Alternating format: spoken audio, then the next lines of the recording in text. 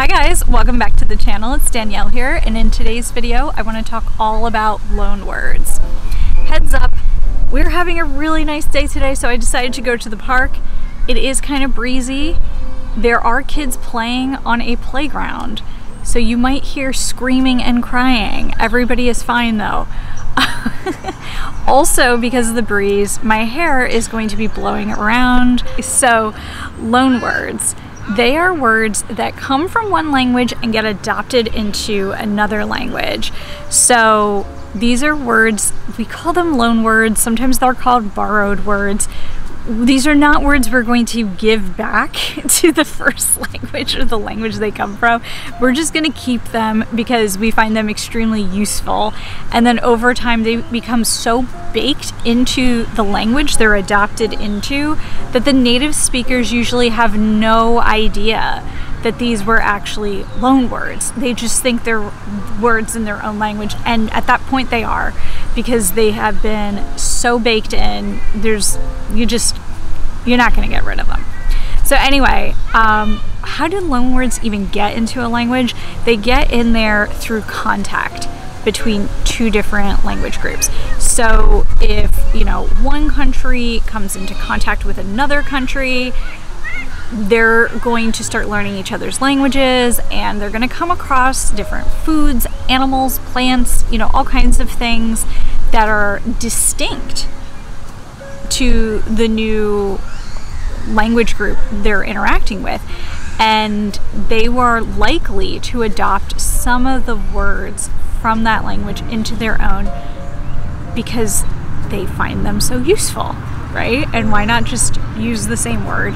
We don't need to invent a completely new set of vocabulary for that stuff. We'll just use what's there. So that's how loan words get into a new language.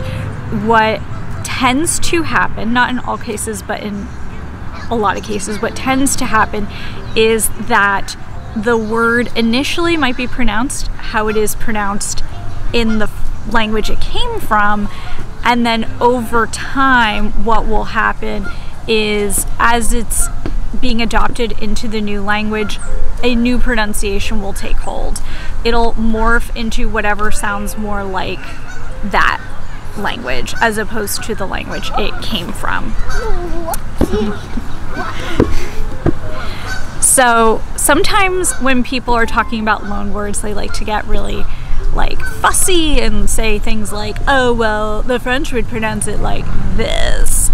And that might be true, however, that doesn't make the pronunciation in the new language incorrect. It is correct if that's how everybody's saying it in that language. So as I go through loan words in English, my pronunciation is going to sound super American because that's what I am. I'm not trying to pronounce them from the language that they came from because, it's now an English word because it's in our language too. So let's think of an example of a loan word in English. Something like sushi would be a good example because it's a food that comes from Japan. We didn't have anything like it in the English-speaking world before that, not that I'm aware of, and it's something many of us love to eat, so we're just gonna call it sushi. Why not? Just use the same word, just call it sushi.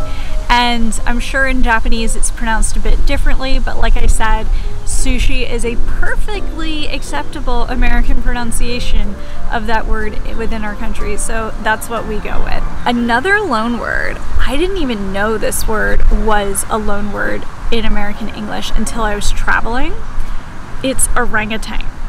So a few years ago, I found out that there is an orangutan sanctuary in Malaysian Borneo.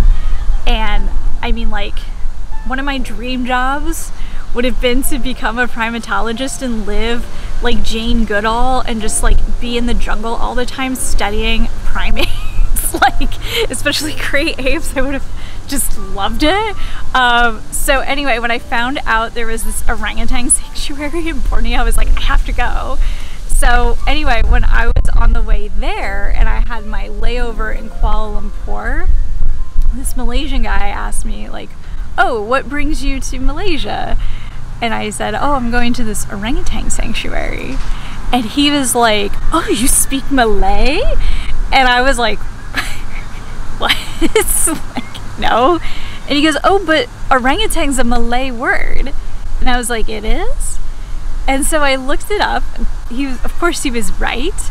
And it literally translates into English as forest person. Like orang means person and tan means forest in Malay, so together it means forest person. Which I just was like, oh my god, that is such a like perfect name for orangutans because they are so people-like in many ways.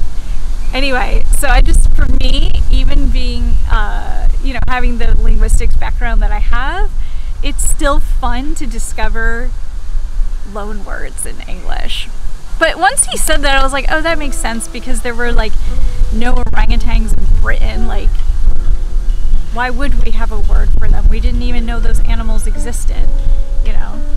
Now I thought it would be really fun to go over a list of loan words I found that are in English that I feel like are so American feeling, but they are all loan words. They all come from other languages and we just adopted them. Some of them we morphed into our own, but they all come from somewhere else, okay? So the first word is denim, like denim jeans, the fabric, denim. So this comes from French, and it has to do with where the fabric came from originally that they were using to make denim jeans or denim. So it was like something like serge de Nîmes, I don't know. And serge had to do with the kind of fabric it was, and then de was like from or of, and Nîmes, whatever it was like a place in France. So serge de Nîmes has to do with fabric from Nîmes, denim, denim. Who knew? Just found out. Okay, next word is ranch. In the United States we have ranches in the Southwest, all over the place. So this word comes from Spanish, from rancho. We got it from that. Okay. The next word is dollar. This either comes from Flemish or German. There was a word, something like daler, and then it got morphed into dollar, and dollar is our currency in the United States. So, interestingly enough, dollar came from the name of a different form of currency somewhere else. Next few words have to do with food. The first one is hamburger. Comes from German, from the city of Hamburg, right? But hamburger, when you hear that word, you just think of a certain food, and you usually think of the United States for it. What do we typically put on hamburgers? Ketchup.